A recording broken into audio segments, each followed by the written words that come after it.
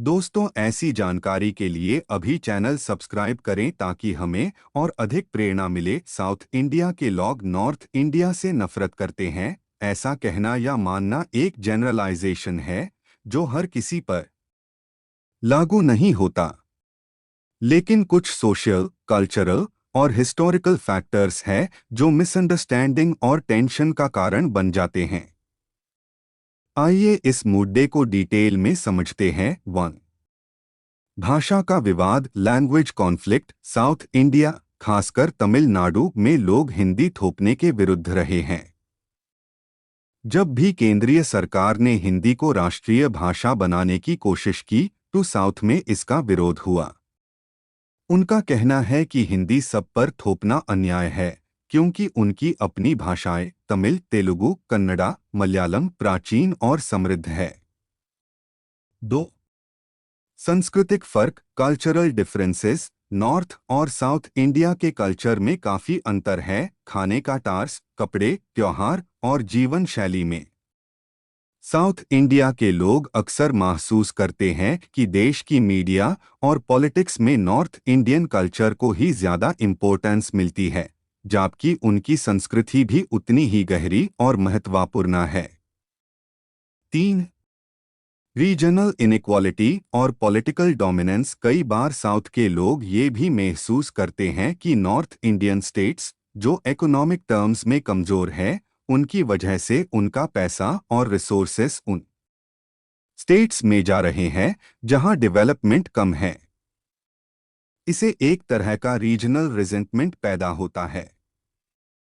South India, खासकर केरला, तमिलनाडु, कर्नाटक ज्यादा developed है, पर नेशनल पॉलिटिक्स में नॉर्थ इंडियन स्टेट्स का ज्यादा प्रभाव है।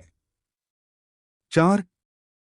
स्टेरियोटाइपिंग और ज्ञान की कमी। कई नॉर्थ इंडियन लोग साउथ इंडियंस को एक जैसा समझ लेते हैं, मद्रासी कहकर सबको एड्रेस करते हैं, जबकि साउथ में अलग अलग स्टेट्स की अपनी अलग पहचान है।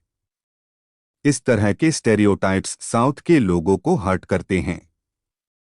ये भी एक रीजन होता है रिजेंटमेंट का। 5.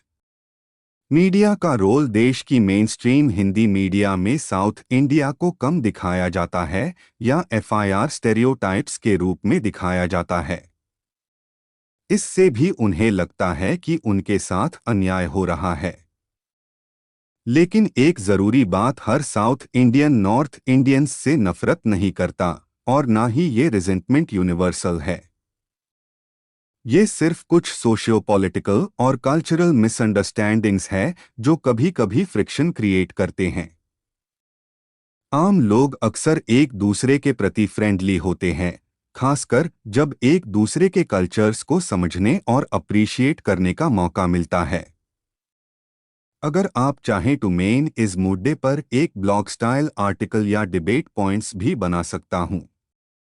बिल्कुल, और भी कुछ गहरी बातें हैं जो इस नॉर्थ साउथ टेंशन को समझने में मदद करती है। 6. Bollywood versus south cinema. Bollywood, जो हिंदी फिल्म इंडस्ट्री है, पूरे देश में डोमिनेट करती आई है। साउथ इंडियन लोग मानते हैं कि उनके एक्टर्स, उनकी फिल्म्स और उनकी कला को नेशनल लेवल पर उतनी इज्जत नहीं मिलती जितनी बॉलीवुड को। लेकिन आजकल साउथ की फिल्म्स जैसे बाहुबली, RRR, KGF ने पूरे इंडिया में धमाका किया है और इस वजह से प्राइड भी बढ़ा है। लेकिन पहले काफी लोगों को लगता था कि सिर्फ हिंदी ही इंडियन सिनेमा है, ये भी एक चुभने वाली बात थी। 7. ऐतिहासिक कारण, हिस्टोरिकल रीजंस। ब्रिटिश रूल के दौरान और बाद में भी कुछ पॉलिसीज ने साउथ इंडिया को अलग थलग महसूस करवाया, जैसे हिंदी को प्रमोट करने की सरकारी कोशिशें या फिर कुछ नेशनल पॉलिसीज जिसमें साउथ के लोगों को लगता था कि उनकी भाषा, कल्चर और आइडेंटिटी को दबा दिया गया। 8. रोजगार और माइग्रेशन। कई नॉर्थ इंडियन लोग काम के लिए साउथ के शहरों बेंगलोर, हैदराबाद, चेन्नई में आते हैं। साउथ के लोग अक्सर मानते हैं कि ये माइग्रेंट्स उनके शहरों पर बोझ बन जाते हैं, इंफ्रास्ट्रक्चर पे प्रेशर बढ़ता है और कई बार लोकल जॉब्स भी आउटसाइडर्स को मिल जाती है।